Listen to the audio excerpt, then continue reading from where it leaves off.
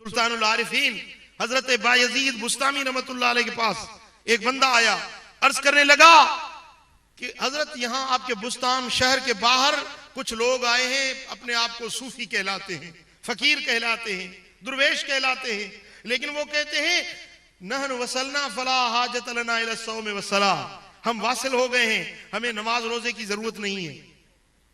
हम वासिल हो गए हैं इसलिए हमें नमाज रोजे की जरूरत ही नहीं है। सुन लीजिए, कान खोलकर सुन लीजिए, आज भी ऐसे नाम नेहाद सूफी फिरते हैं जो कहते हैं नमाजों पर नहीं, रोजे पर नहीं, हम अल्लाह से वासिल हो गए हैं, हमें नमाज रोजे की जरूरत नहीं। याद रखिए मुसलमानों, ऐसा शख्स कभी वली हो नहीं सकता जो मेरे आका की सुन्नतों के खिलाफ करने वाला हो। तो लोगों ने अर्ज की हजरत वो बंदे आए हैं, वो अपने आप को सूफी कहलाते हैं, कहते हैं हम वासिल हो गए, हमें नमाज रोजे की जरूरत ही नहीं है। आपने फरमाया सदकू फिल वसूल, ये सच कहते हैं, ये वासिल हो गए हैं, वलाकिन इला सकर, लेकिन ये वासिल बजहन्नम हुए हैं, वासिल बिल्ला नहीं हुए। अगर वासिल बिल्ला होते तो कभी भी मेरे आका की सुन्नतों को न छोड़ते। ये वासिल बिल्ला नहीं हुए, ये अल्लाह से नहीं मिले, ये जहन्नम में गिरे हैं, ये दोज़ख से वासिल हो गए हैं। जो मेरे आका की शरीयत को छोड़ देता है, फकीरी का दावा करता फिरे, सूफी कहलाता फिरे, लेकिन वो सूफी नहीं हो सकता, वो फकीर नहीं हो सकता, वो अल्लाह के दरबार में अपना मकाम नहीं हासिल कर सकता। अगर कोई मकाम हासिल करता है तो आका के दर की गुलामी में मिलता। सल्लल्लाहु अलैहि या रसूल अल्लाह।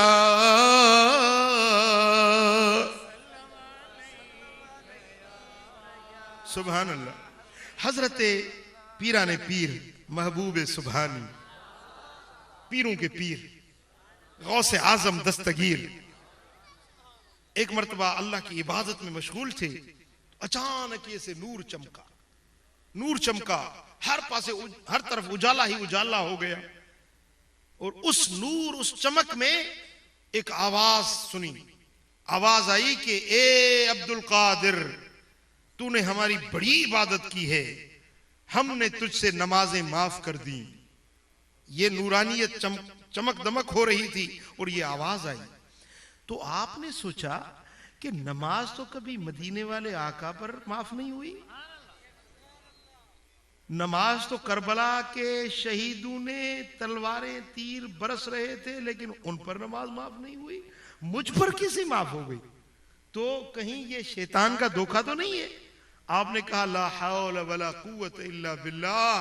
तो वो जो नूर चमक रहा था वो धुआं ही धुआं हो गया और शैतान एक बड़ी बदसूरत में, बद शक्ल में इब्लीस जाहिर हुआ।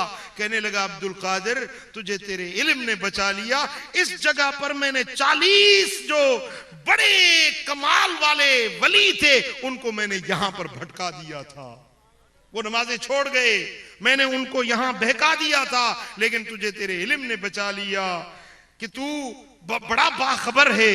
तो आपने फरमाया जालिम अभी और हमला कर रहा है मुझ पर, मुझे मेरे इल्म ने नहीं बचाया, मुझे मेरे अल्लाह के फजल ने बचाया है।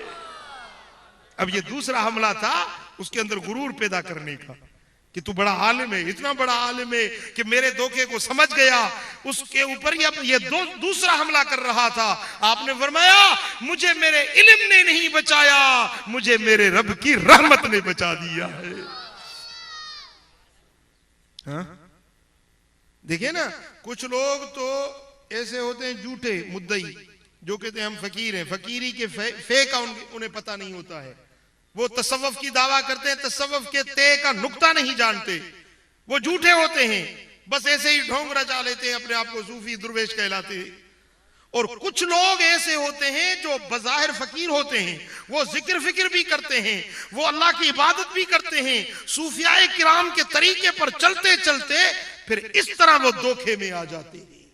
इस तरह वो शैतान उनको भटका देता है, वो नमाजें छोड़ देते हैं, वो सुन्नत और शरीयत को छोड़ देते हैं। अजीजान गिरामी, जिसने मेरे आका के दीन को छोड़ा, इस्लाम को छोड़ा, कुरानी अहकामात को छोड़ा, वो कभी भी वली नहीं हो सकता। वली वो होता है जिसके गले में मेरे आका की गुलामी का पट्टा डला हुआ।